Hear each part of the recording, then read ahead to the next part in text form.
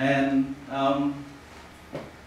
Marty Fujita, who passed away, I think, a year ago, will not believe that now there are 115 TNC Indonesia staff, Indonesian staff. From one American, now we have 115 Indonesians working for Indonesia, and all the decision-making persons are all Indonesians. We have 2 expatriates, but one will be leaving soon this month, and we only have 1 expatriate. So just to show you that even if we are a US-based global organization, but the money, the people who work, who make decisions in this organization in Indonesia are Indonesians. So of badak, of rhinoceros in Kalimantan. Could you believe that? Well, you already know the rhino is in Sumatra, right? But there are some, even one of our staff who work as the community facilitator in one village, really in remote area in Segah, in Berau district. He told me the last time our staff in this 1 week in Bogor, and he told me that when he was small, he helped his father hunt down. Well, that's his past, not his current job anymore. He hunted down rhino in Kalimantan, can you believe? And he can still pointed to us the, what do you call, in Bahasa call it kubangan, the place where, yeah, where the rhino can submerge itself to hold down. For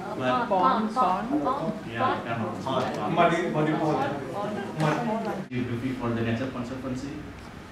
In fact, I think in terms of the number of staff, the NC in Indonesia is the biggest international program. I think almost the same with the California chapter program here in the US.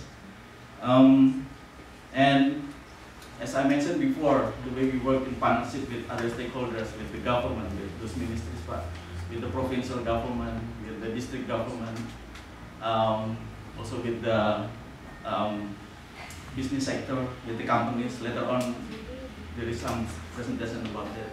We work with the universities, the academia, where the sites that we help protect are located.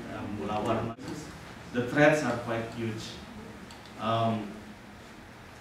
The highest deforestation rate in Indonesia is worrying because it's one of a country who has highest deforestation rate. Although the rate has been slowing down in the last 4 years, and we're quite happy with that. But still, if you see like that picture over there, that's how that's in Kalimantan, in Berau, how respect to nature is not that high. Illegal logging, those kind of things. Also, the way the development, the area development, urban, coastal, spatial planning are developed. We see that there are some problems with that, and the impact of also climate change, like sea level rise. We also see some problem with the coral bleaching. So we feel that already. Other threats is like overfishing, also destructive fishing, where people will use dynamite, cyanide, and also population. We are the 4th largest population in the world, and they put a lot of pressure to our environment, to our mega biodiversity in the country. So these are the challenges that we face, and TNC is called to come to Indonesia. At that time, I believe it was the ambassador was the Indonesian ambassador to the US was I'm not sure exactly, but I think Pak Asnan Habib or keep water, the medicine, and their livelihood is in danger too, where they find food now. So helping to sustainably manage the natural resources in the country is really one of our goals, so that our future generation can enjoy the same quality of life like we have now.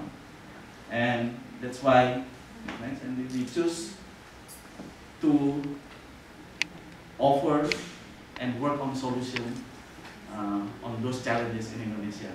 So we do conservation efforts. We have two big programs in Indonesia. One is the forest program or terrestrial program, and Pak Adi will talk about that after this. And the other one is the marine program, and I will say some words about our marine program in Indonesia. Without further delay, Pak Adi, it's your time now to talk about